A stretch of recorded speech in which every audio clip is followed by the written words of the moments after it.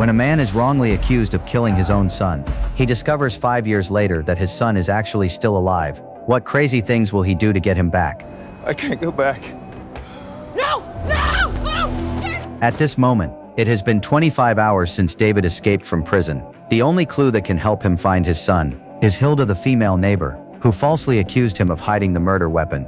But after sending David to prison, she immediately moved to New York. After a difficult investigation, they finally figured out the neighborhood where Hilda was living, but they still had no idea which building or apartment she was in. Luckily, Rachel came up with a brilliant idea. They could identify the target by checking every mailbox in the entire neighborhood. After a lot of effort, they successfully found Hilda's new identity and address, after she changed her name. Harriet Winchester, aka Hildy Winslow, 18 Mercer Court, apartment 3B. But Rachel also brought some bad news. She could not resist calling her sister, who was David's ex-wife, and she told her that her son Matthew was still alive. After hearing the news, her sister broke down once again. But she also revealed something important. Not long ago, the FBI had questioned her about David. It seemed that the FBI had most likely learned that the two of them were heading to New York.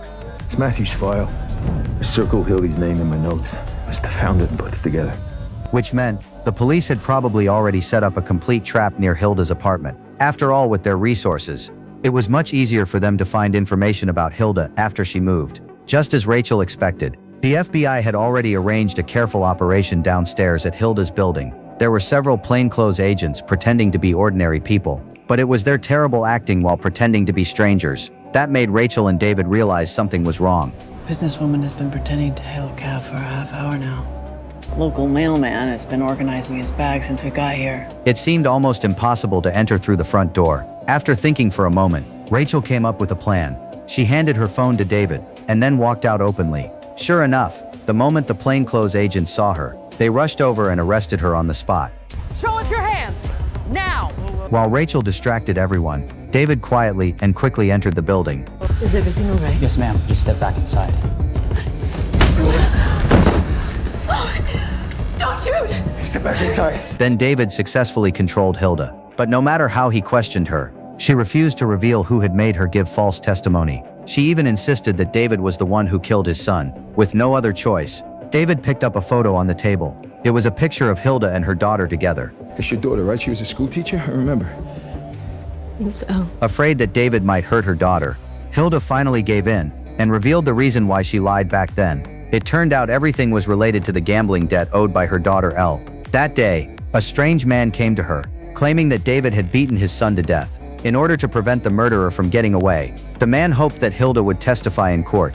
As long as she could send David to prison, they would erase all of Elle's debts. David asked who the man was, but Hilda said she did not know. She only remembered that he had black hair, with a streak of white hair in the middle. Skunk. He said I didn't have a choice. He told me who he worked for.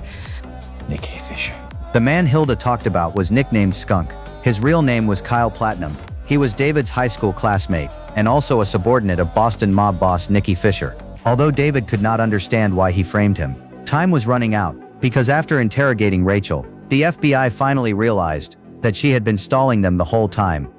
Burroughs is inside. All units, Burroughs is inside the apartment. Third floor, unit B, move in. Shit. Perhaps knowing that her lies had ruined David's life, Hilda voluntarily told him there was a fire escape outside her bedroom window that he could use to leave. By the time the FBI broke in, David had already climbed onto the rooftop through the fire escape. He's on the roof. The detective quickly chased after him, but there was no way out around the rooftop. Cornered with nowhere to run, David had no choice but to risk everything.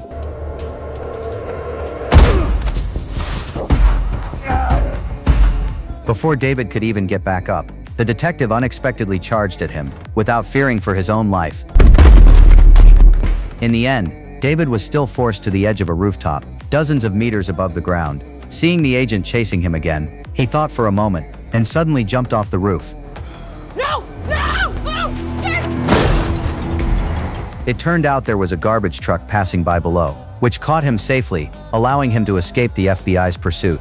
But just when David thought he was finally getting closer to the truth, what he did not expect was that Hilda suddenly called Skunk. Did the cops get him? No. No, he escaped. What if he comes back? What am I supposed to do? You just keep your mouth shut. I'm on my way.